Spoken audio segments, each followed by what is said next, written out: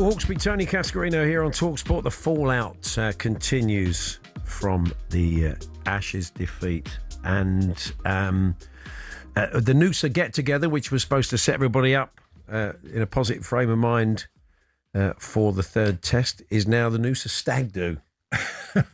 It's interesting. Darren Lehmann, the former Aussie cricketer and coach, has said today he was in that part of the world, and this doesn't ring true to him. He didn't witness a stag do. No. And our own Steve Harmison was on breakfast this morning, who said he wouldn't criticise the off-pitch activities. Yeah, we are professional sportsmen. We are working, but sometimes when you get a 4-day break, you should be allowed to look after yourself in that way. I'm not condoning what they've done. If they've been drinking, if they've gone 6-day bender, bang them against the wall, and they get what they deserve.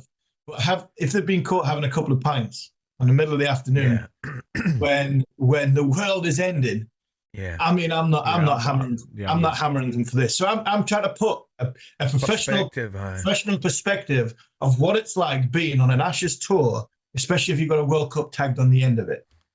Let's speak to somebody else who won in Australia in the Ashes, former wicket-keeper batsman Matt Pryor. Hi, Matt. Hi, Matt. Hey, guys. How we doing? Good, thank you. So, I mean, it's difficult, isn't it? I mean, there's a lot of people were saying at the time, why you're going off to Noosa, you should have naughty boy nets. They chose to go the other way, and if they'd won, no one would even be questioning this. So what do you make of all the fallout from it?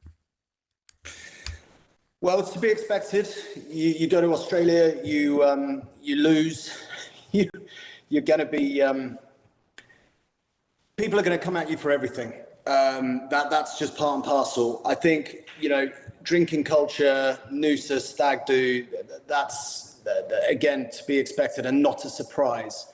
Two things for me. One, well, first thing, they didn't lose the Ashes. They're not 3-0 down because they had a few beers in Noosa, right? Even if it was a stag do. That's the first thing we need to, really be clear on. Secondly, really interesting, Darren Lehmann saying what he said. Now Lehmann loves nothing more than to stick the knife into England cricketers and England cricket teams, right? He absolutely goes for it. And even he was saying, hang on a minute, these guys need to be defended slightly, because when he was there, and he was there, he didn't see what's gone on. Now, they are England cricketers. They are playing in the Ashes. There is a way to behave. There is a professionalism that is expected and a standard of operation that is expected. There is no doubt about it. And if they went on a 6-day bender, well, they've got everything coming to them. Rob Key is going to, look into it, get this investigation. As he said, it's not going to be difficult to find out what the truth is. And if that is the truth, then people will be punished accordingly, and rightly so. Yeah. What I will say, and I'll probably go one bit further than Harmy, because I do agree with him as well. If you're going to investigate this tour, then you may as well investigate every other cricket tour having gone for drinking cultures, right? And this is something that is the PCA or whoever else it is needs to look into further, because when you're on tours, particularly the Ashes, and the intensity that you are under. Now, and I appreciate there'll be people listening here going, these are England cricketers, it's to be expected, it's what you get paid for, you're the luckiest guys on the planet, and you know what, all of that is true, right? But what I need to try and explain is when you are under it as much as these guys are, and when you're in Australia particularly, and unfortunately I was on the receiving end of it myself, being 5-0 loss in 13-14, there is no escape. There is no escape from social media, there is no escape from press, there is no escape from headlines. And England, put you in Noosa on the beach and say, right, boys, you need to go and relax and get away from it. Your only way of escapism is, or potentially one of them, is by going and having a beer and trying to pretend you're not in this terrible place that you're in, because you're 2-0 down. At the time, they were 2-0 down, and everyone's on you. And for me, I suppose what I'm trying to explain is not, is it right or wrong? That's, as I've said, if it was a 6-day bender, that is wrong. But why? Why would they feel the need to do this? And they would not be the first group of cricketers, English or other, that have been caught out. If that was the case. Let's hope not. I mean, it's going to be interesting to see what comes of Rob Key's investigation. Yeah, sorry. Yeah, I was about to say to Matt that, from my experience and there were times that we did go out, club level and international, that, you know, you were warned. You were saying, look, lads, you can go out, but be careful. Look, the lies are on you. And obviously, you have to be even more careful when you've lost the first 3 games or the first three test matches.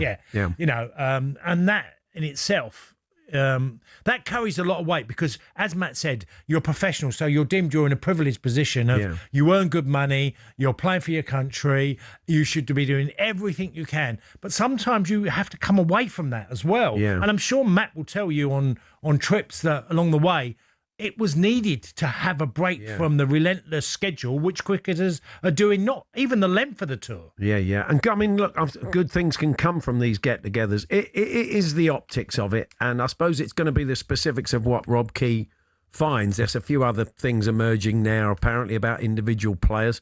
We'll see what the extent of that is. I mean, just finally, Matt, how hopeful are you for these remaining 2 tests? I saw Michael Vaughan saying that so much of, you know, winning a test in 2003...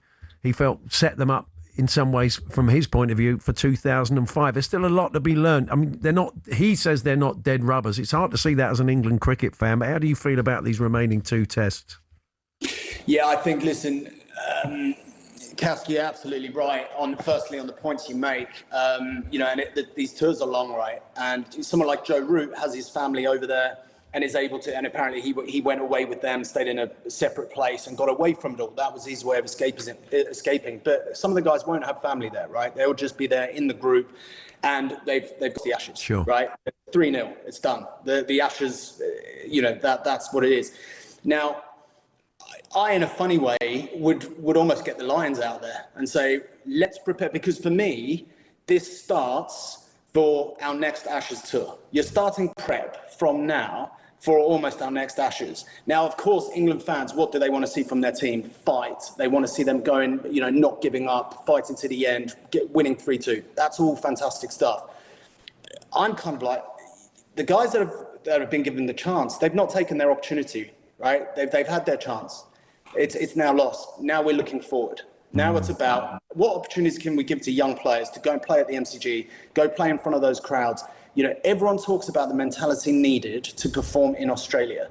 Let's give young players that, or throw them in the deep end and say, right, there you go, you're playing on Boxing Day in the MCG in front of 109,000 people. How do you get on? Because that is a learning experience, setting them up for the next Ashes series. Now, England have said they're not going to pick from without outside of their group. So it'll be down to that original squad to turn up, front up, and perform. And frankly, they've only got one option, and that is to do exactly that: turn up and fight. The irony, and I think, well, certainly I would be, and I imagine a few others, if England go and win the next 2 Test matches, I'm going to almost be angry because it proves. The mentality hasn't been right. And the minute you take the pressure off and it's like, oh, there's nothing to play for, now we're going to turn up and smack hundreds and take 5 wickets and beat Australia. And I think the real disappointment is the Aussies. Look, they're a really good team. There's no doubt about it. But they aren't amazing. No. And they were missing some of their gun players. This was the opportunity. And I think why people are so frustrated and disappointed is because this was such a huge opportunity for England to win in Australia.